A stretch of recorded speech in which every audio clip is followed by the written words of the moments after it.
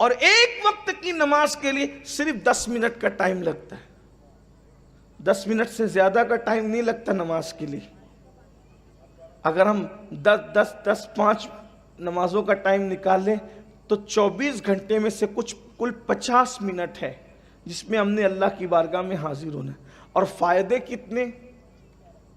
کتنے فائدے.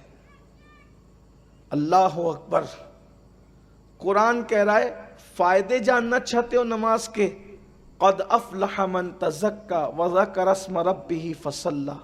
وہ لوگ کامیاب ہو گئے جنہوں نے اپنے من کو پاک کیا، اللہ کا ذکر کیا اور نمازی بن گئے. یعنی دنیا کی بھی کامیابی ہے، آخرت کی بھی کامیابی ہے. اور بڑی بات، یہ تو کامیابی تو ہے ہی ہے. آج گناہ سے ہر انسان چھٹکارا چاہتا ہے. قرآن کہتا ہے ان الصلاۃ تنہا عن الفحشاء والمنکر، کہ بے شک نماز ہر برائی اور بے حیائی سے روک لیتی. اور اگر نماز نہ پڑھو تو اللہ کے رسول صلی اللہ علیہ وآلہ وسلم ارشاد فرماتے ہیں جو نماز چھوڑ دے. اس روایت پر تھوڑی توجہ کریں. آپ ویسے تو آپ بہت توجہ سے سن رہے ہیں ماشاءاللہ، اللہ آپ کو جزائے خیر دے، لیکن اس پر تھوڑا غور کر لیں. اللہ کے رسول صلی اللہ علیہ وآلہ وسلم فرماتے ہیں جس نے جان بوجھ کر نماز چھوڑ دیا اللہ اس کو اپنی امان سے باہر کر دیتا. یعنی اب اس کے ساتھ اللہ کی پناہ، اللہ کی امان کی چادر اس کے سر پہ نہ رہے گی. اللہ رب العزت نے اپنی امان سے اس کو باہر کر دیا. یعنی اللہ پاک کتنا ناراض ہے بے نمازی سے کہ اللہ اپنی امان کی چادر اس سے ہٹا لیتا ہے. اللہ اپنا دست قدرت جو امان کا اس سے ہٹا لیتا ہے. اس کو اللہ کی امان، اللہ اکبر. اور پھر صرف یہی بات تو بہت بڑی ہے کہ وہ خدا کی امان سے باہر ہو گیا. لیکن اب دوسری بات بھی سن لیں، بے نمازی کا ٹھکانہ کہاں ہے؟ آقا علیہ السلام ارشاد فرماتے ہیں جس نے جان بوجھ کے نماز چھوڑ دی قیامت کے دن اس کے ساتھ میرا کوئی وعدہ نہیں. آقا فرماتے ہیں میرا کوئی وعدہ اس کے ساتھ نہیں ہے. اس لیے کہ جب آخرت کی بات آتی ہے تو کہیں نہ کہیں ہم یہ سوچتے ہیں کہ یار کہیں بگڑی نہ بنے گی تو حضور ہمیں بچا لیں گے. کیونکہ حضور علیہ السلام کی حدیث ہے شفاعتی لأہل الکبائر من امتی، کہ میری شفاعت میری امت کے بڑے گنہگاروں کے لیے. تو ہم سے بڑا گنہگار کون ہے؟ تو حضور تو ہمیں بچا ہی لیں گے، ہماری مغفرت انشاءاللہ ہو ہی جائے گی. لیکن ایک چیز آپ سے کہتا ہوں، حضور علیہ الصلاۃ و تسلیم کے بارے میں ہم اہل سنت کا عقیدہ یہ ہے کہ شفاعت کی جتنی قسمیں ہیں سب حضور کے لیے ثابت اور ہم مانتے ہیں. سچا سنی ہونے کے لیے، سچا مومن ہونے کے لیے یہ عقیدہ لازمی ہے آپ کے لیے، ہم سب کے لیے. کیا؟ کہ شفاعت کی جتنی قسمیں ہیں میرے آقا علیہ السلام کے لیے ہر قسم ثابت ہے. حضور بالکل شفاعت کریں گے.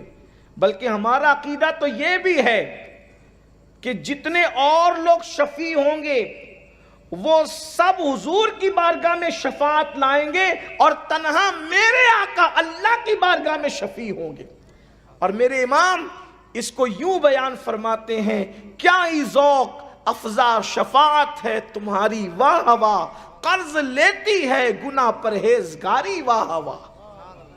ہم شفاعت کی ہر قسم پر ایمان رکھتے ہیں اور رکھنا بھی چاہیے، کیونکہ اللہ کے رسول علیہ السلام نے ارشاد فرمایا کہ میری شفاعت ہلاک ہونے والوں کے لیے، میری شفاعت بڑے گنہگاروں کے لیے ہے. لیکن اب آئیے اللہ کے رسول صلی اللہ علیہ وآلہ وسلم کے یہ سارے فرامین حق ہے، لیکن اگر آپ یہ سوچتے ہیں کہ ہم نماز چھوڑ دیں، نماز ترک کر دیں، تو اللہ کے رسول علیہ السلام یہ بھی فرما رہے ہیں کہ جس نے جان بوجھ کر نماز چھوڑ دی قیامت کے دن اس کے ساتھ میرا کوئی وعدہ نہیں. میں یہ نہیں کہہ رہا ہوں کہ جو نماز نہیں پڑھے گا حضور اس کی شفاعت نہیں کریں گے، یہ نہیں کہہ رہا ہوں، میری بات کا یہ مطلب نہ نکالنا.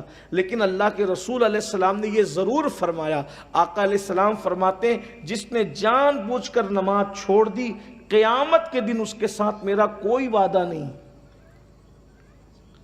ذرا تصور میں لائیں، جب ماں بیٹے سے بھاگ رہی ہوگی جب بیٹا باپ کو پہچاننے سے انکار کر رہا ہوگا، جب زمین شعلے اگل رہی ہوگی، آسمان آگ برسا رہا ہوگا، رشتے اور ناطے خون کے ٹوٹ چکے ہوں گے،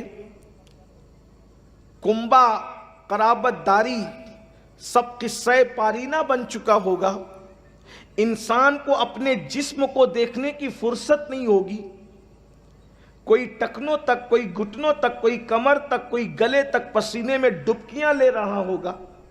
لوگ اس وقت میدان محشر کی ہولناکی کو دیکھ کر یہ تمنا کریں گے کہ وہی چلیں ہمیں جہنم ہی میں ڈال دیا جائے، لیکن کم سے کم اس مصیبت سے چھٹی دے دی جائے۔ محشر وہ محشر ہے جس کے بارے میں لوگ کہتے ہیں محشر میں جو ہوگا دیکھا جائے گا۔ لوگوں کی بے باکی کا حال بھی تو دیکھیے، شاعری کی دنیا اور ہے، حدیث کی دنیا اور ہے۔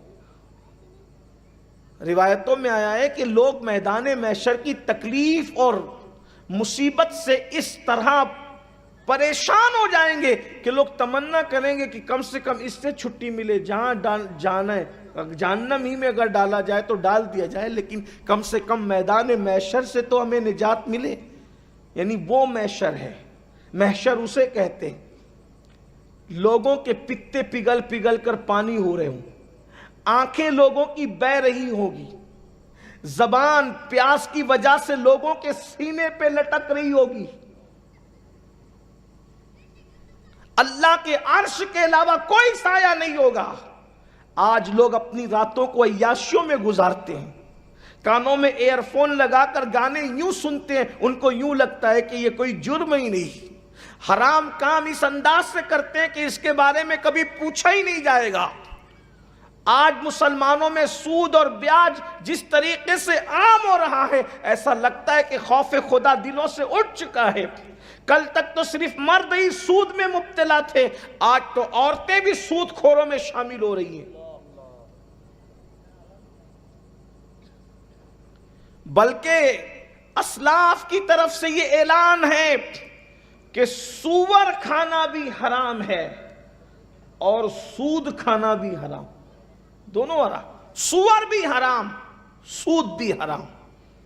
لیکن سور سے زیادہ برا، سور کے گوشت سے زیادہ برا سود کھانا ہے۔ کیوں؟ اس لیے کہ جو سور کھا رہا ہے وہ حرام کام ضرور کر رہا ہے، لیکن سور کھانے والوں کے لیے اللہ نے جنگ کا اعلان نہیں کیا، مگر جو سود کھاتے ہیں اللہ نے ان سے جنگ کا اعلان کیا ہے۔